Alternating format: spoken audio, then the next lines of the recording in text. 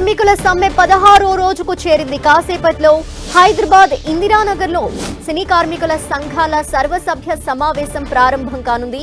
ఈ సమావేశం అనంతరం సమస్యలు పరిష్కరించాలని సీఎం రేవంత్ రెడ్డి చిత్రపటానికి సినీ కార్మికులు పాలాభిషేకం చేయనున్నారు. ఇవాళ మరోసారి చిరంజీవిని ఫెడరేషన్ నాయకులు, నిర్మాతలు కలవనున్నారు. ఇవాళ సాయంత్రం ఫిలిం ఛాంబర్ ప్రతినిధులతో ఫెడరేషన్ నాయకుల సమావేశం జరగనుంది. మరోవైపు 16 రోజులుగా షూటింగ్స్ లేక కార్మికులు విలవిల్లాడుతున్నారు. నిర్మాతలు పెట్టిన మొత్తం 4 కండిషన్స్ లో 2 కండిషన్స్ పై చర్చలు జరగనున్నాయి.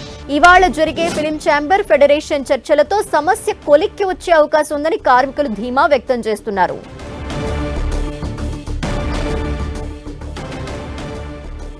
మరిన్ని వివరాలు మా ప్రతినిధి వెంకట్ లైవ్ లో అందిస్తారు. వెంకట్,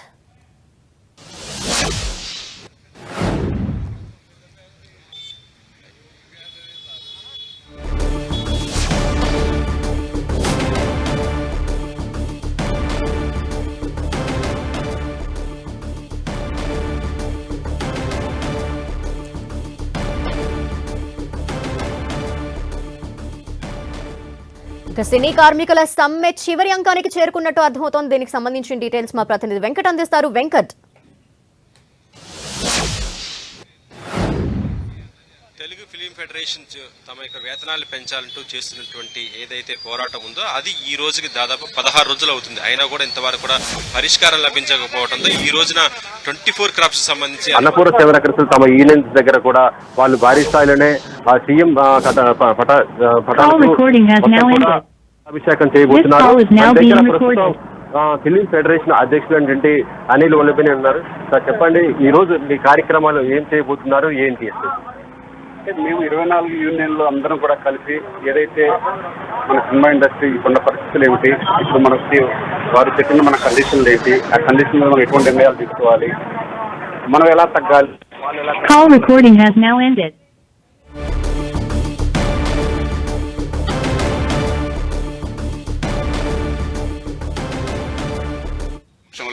ఒక అన్ని ఇప్పుడు వారు ఏదైతే పాయింట్లు పెట్టారో ఆ పాయింట్ల మీద చర్చించుకొని మేము ఛాంబర్ వద్దకు వెళ్దాం అనేది మా లక్ష్యం. సీఎం ఫోటోకి పాలాభిషేకం చేయబోతున్నారు అంటున్నారు. అంటే ఇది నిరసన లేకపోతే ఏమనుకో? లేదండి, మన తెలంగాణ రాష్ట్ర ముఖ్యమంత్రి వర్యులు శ్రీ రేవంత్ రెడ్డి గారు మన ఫిల్మ్ ఇండస్ట్రీకి ఎంతో ప్రణాళికతో ఉన్నారు. వారికి అలాగే ఇప్పుడున్న తరుణంలో మా సినిమా కష్టాలు కూడా వారికి తెలియాలని మేము వారికి ఇప్పుడు కూడా మేము ఆరాధ్య దైవంగా భావిస్తాము. ఎందుకంటే వారు చిన్న స్థాయి నుంచి కష్టపడి వచ్చిన వ్యక్తి కాబట్టి వారికి మా కష్టాలు తెలియజేయడానికి మా సభ్యులందరం కలిసి మేము ముఖ్యమంత్రి గారికి తెలియజేసుకునే విధంగా మా యొక్క మొర ఉండాలనేది మేము అనుకోవడం జరిగింది. ప్రధానంగా 2 వీటిపైనే ఇప్పుడు ప్రస్తుతం సందిగ్ధత నడుస్తుంది. 9-9 ఒకటి, 4th సండే హాలిడే, దాని గురించి.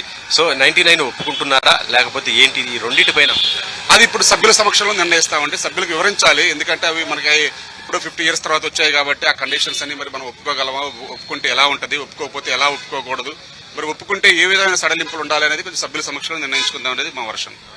సాయంత్రం మళ్ళీ ఫిలిం ఫెడరేషన్ నుండి ఇటు ఫిలిం ఛాంబర్ సమావేశం అంటున్నారుగా, ముందుగా మళ్ళీ చిరంజీవి గారిని కూడా కలబోతున్నట్టు తెలుస్తుంది. అక్కడ ఇప్పుడు మీ యొక్క యూనియన్ సభ్యులు ఏం చెప్తారు, దాన్ని బట్టి మరి అక్కడ ఏం కన్వే చేయాలి? మా సభ్యులు చెప్పేదాన్ని తీసుకెళ్లి మేము క్లియర్గా చెప్తాం. మేము నిన్న కూడా మా మెగాస్టార్ చిరంజీవి గారికి మొత్తం కూడా చెప్పడం జరిగింది.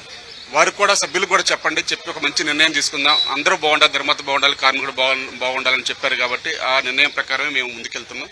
ఏదన్నా చిరంజీవి గారి సమక్షంలో, ఛాంబర్ సమక్షంలో ఒక ఫైనల్ అవుతుందని మేము భావిస్తున్నాం. అంటే కొంతమంది ప్రొడ్యూసర్స్ ఏంటంటే దీన్ని ఒప్పుకోని పరిస్థితి ఉంది. వీళ్ళన్నీ కూడా కొంతేమో కోరికలు అన్నట్టుగా మళ్ళీ నిన్న మీరు చిరంజీవి గారిని కలిసి వచ్చిన తర్వాత కూడా మళ్ళీ సోషల్ మీడియాలో కొంత ఇది చేస్తున్న పరిస్థితి ఉంది. అది కూడా మీ దృష్టి కూడా వచ్చే ఉంటుంది కదా. ఇప్పుడు ఏదైనా అంతిమంగా చిరంజీవి గారి దగ్గరికి వెళ్ళింది కాబట్టి మరి చిరంజీవి గారు ఛాంబర్ వాళ్ళని కూడా పిలుస్తామని చెప్పారు. ఏదైనా సరే ఇరు పక్షాలను పిలుస్తున్నారు కాబట్టి మేము కూడా మా నిర్ణయం కూడా ఒకసారి సభ్యులకు తెలియజేస్తే ఆ నిర్ణయాన్ని ఎట్లా అమలు చేయాలి, ఎట్లా ముందుకెళ్ళాలి, అసలు మరి అమలు చేస్తే ఎట్లా, అమలు చేయకపోతే ఎట్లా, మరి ఏంటనే కార్యాచరణ అనేది మీ సభ్యుల సమక్షంలో నిర్ణయించుకొని మేము ముందుకెళ్తాం. ఏదన్నా అంతిమంగా చిరంజీవి గారు ఇప్పుడు రంగంలో దిగారు కాబట్టి ఛాంబర్ వారితో మాతో అందరితో సంప్రదింపులు చేసి ఒక అంతిమ లక్ష్యంగా ఒక మంచి జరిగిద్దని మేము భావిస్తున్నాం. అంటే ఇప్పుడు మీ యూనియన్ సభ్యులు ఎవరైతే ఉన్నారో వారందరితో సమావేశంలో ఒకవేళ ఈ రెండింటికి కండిషన్స్ ఒప్పుకోకపోతే మీ కార్యాచరణ ఎలా ఉంటుంది? వాళ్ళు ప్రొడ్యూసర్స్ నుంచి కూడా మళ్ళీ అపోజ్ చేశారు. అది ఇప్పుడు ఏం నిర్ణయం అనేది మేము చిరంజీవి గారికి వివరిస్తామండి. మేము వివరించినప్పుడు వారు ఏం నిర్ణయిస్తారో చూసుకొని దాన్ని బట్టి మళ్ళీ మేము సభ్యులకు తెలియజేస్తాము. అంటే అక్కడ ఎలా ఉంటుంది, ఒక ఆచరణగా ఉంటే మాకు సక్సెస్ఫుల్ గా కనుక ఉంటే మేము అక్కడే ఒప్పుకుంటాం. ఎందుకంటే సభ్యులందరూ కూడా మా మీద నమ్మకం పెడతారు కాబట్టి అది ఈరోజు ఫైనల్ అవుతుంది. ఆ ఫైనల్ అయిన దాన్ని మేము త్వరలో సభ్యులకు తెలియజేయడానికి ప్రయత్నం చేస్తాం. ఇక్కడ సీఎం మొత్తం కటౌట్ కి దాదాపు 100 లీటర్ల దాకా పాలాభిషేకము భారీ స్థాయిలో చేయబోతున్నారు. అంటే ఇది ప్రభుత్వం దృష్టికి తీసుకుపోవాలన్నా లేకపోతే ఇటు ఇండస్ట్రీ దృష్టికి తీసుకుపోవాలన్నా ఏ ఉద్దేశం?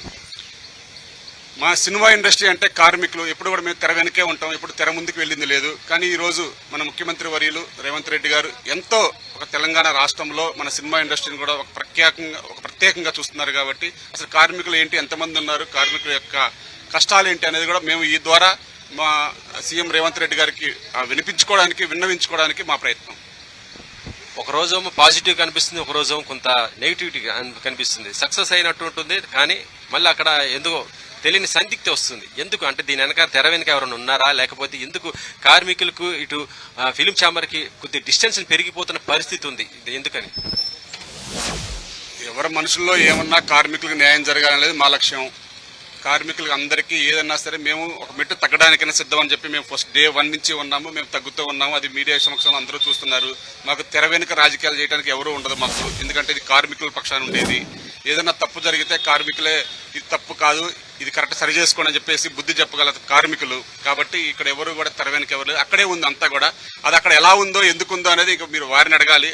ఆ పెద్దలు ముసుగులో ఏముంటుందని మాకు తెలుసుకునేంత మేము చిన్నవాళ్ళం కాబట్టి మేము వారి గురించి మేము మాట్లాడడం. మా దగ్గర అయితే అంతా ఓపెన్. మా కార్మికులు న్యాయం జరిగితే మేము దేవుళ్ళలాగా చూసే వ్యక్తులం.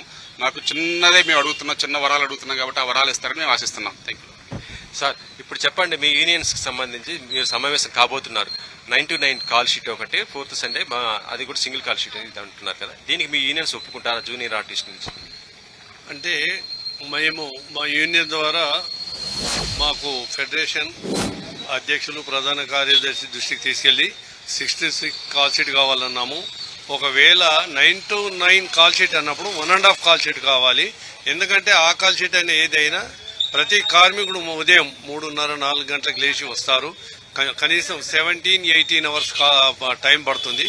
కాబట్టి దానికి కార్మికులకి న్యాయం జరగాలంటే 9 to 9 కాల్ షీట్ చేయడానికి సిద్ధం. అది 1.5 కాల్ షీట్ ఇవ్వమనండి. ఆదివారం కంపల్సరీ డబుల్ కాల్ షీట్ కావాలని అడుగుతున్నాము. మరి గౌరవ పెద్దలు మెగాస్టార్ గారు చిరంజీవి గారు దిగారు. మరి ముందుగానే నిర్మాతలతో కూడా మాట్లాడి మాతో తర్వాత చర్చలు జరిపారు. మరి ఇరు వర్గాల మధ్యన చర్చలు జరిపిన తర్వాత మళ్ళీ నిర్మాతలతోటి మెగాస్టార్ చిరంజీవి గారు మాట్లాడిన తర్వాత ఒక మెట్లు మీరైన దిగాలి, ఒక మెట్లు వాళ్ళు కూడా దిగాలి. అప్పుడే కార్మికులకు న్యాయం జరుగుతుంది, నిర్మాతలకు న్యాయం జరుగుతుందని మన గౌరవ మెగాస్టార్ చిరంజీవి గారు చెప్పడం జరిగింది. ప్రొడక్షన్ నుంచి కృష్ణ ఉన్నారు, చెప్పండి మీరు ప్రధానంగా, ఎందుకంటే ఎక్కువ టైం మీతోటే ఉంటుంది కదా, సో దీనికి ఎలా ఉంటుంది? ఒక సినిమా మొదలైందంటే ఉదయం నుంచి రాత్రి వరకు పేకప్ అయ్యేంత వరకు ముందుగా వెళ్ళేవాళ్ళం మేమే, చివరిగా వచ్చేది మేమే. మాకు 6 గంటల నుంచి 6 గంటల కాల్ షీటే 14-15 గంటలు అవుతుంది. మళ్ళీ 9 నుంచి 9 గంటల కాల్ షీట్ అంటే 9 గంటల కాల్ షీట్కి వెళ్ళినా కానీ మేము టిఫిన్, టీ, కాఫీలు అరేంజ్ చేయాలి. మా యొక్క కష్టం ఎక్కువ ఉంది. అదైతే 16 గంటలు, 6 నుంచి 6 గంటల వరకు పనిచేసేది 16 గంటలు.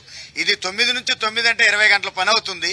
20 గంటల సేపు పని చేసి మళ్ళీ ఆ కార్మికుడు వచ్చి తను మళ్ళీ ఇంటి దగ్గర అన్నం తిని పండుకునేసరికి టైం ఎంత అవుతుంది, మళ్ళీ తెల్లారి పనికి వెళ్ళగలడా లేదా అనేది కూడా ఉంది ఇక్కడ. ఫైనల్ చెప్పండి, అంటే ఈ రెండింటికి ఒప్పుకుంటారా, మీరు ఒప్పుకోరా? మేము ఒప్పుకోలేమండి. మేము ఒప్పుకొని ఇంకా పని చేయలేం. ఇది మాత్రం ష్యూర్. మేము ఆదివారం అనేది గవర్నమెంట్ సెలవు దినంగా ప్రకటించిన ఆదివారం, మాకు ఆదివారం కంపల్సరీ కావాల్సిందే. ఎందుకు ఆదివారం అంటే మేము నెలలో చేసేది 10 రోజులే పని, 10 రోజులు 15 రోజులే. ఆ ఒక్క ఆదివారమో లేకపోతే ఏదన్నా హాలిడే వస్తే ఆ కాల్ షీట్ మా పిల్లలు చదివించుకోవడానికో లేకపోతే మాకొక భార్య పిల్లలకి చదివించుకోవడానికి కానీ మా ఇంటికి తినడానికి 4 విత్తనాలు కొనుక్కోవడానికి కానీ మాకు ఉపయోగపడుతుంది. మేము అన్ని రోజులు పనిచేసే కార్మికులం కాదు, దయచేసి మీరు అర్థం చేసుకోండి. ప్రస్తుతం అయితే ఈ రోజు జరుగుతున్నటువంటి ఈ నిరసన వేదిక ఏదైతే ఉందో దీంట్లో మాత్రం తమ ఏదైతే 2 ఒప్పందాలు ఉన్నాయి, అవి మాత్రం ఎట్టి పరిస్థితుల్లో 9 to 9 కాల్ షీట్ ఒకటి, ఆదివారాలకు సంబంధించి ఈ 2 కూడా ఎట్టి పరిస్థితుల్లో కూడా యూనియన్స్ నుంచి అయితే ఒప్పుకునే ప్రసక్తి లేదని కూడా యూనియన్ నాయకులు కూడా అందరూ చెబుతున్నారు. ఇదే మరొక గంటలో తమ యొక్క నిరసన వేదిక పైన కూడా ఇదే చేస్తూ పాలాభిషేకం దాదాపు 100 లీటర్లతో సీఎం రేవంత్ రెడ్డికి ఆ కటౌట్కి పాలాభిషేకం చేస్తూ తమ యొక్క నిరసన తెలియజేస్తామని కూడా చెప్తున్న పరిస్థితి అయితే ఉంది. Okay, thank you Venkat.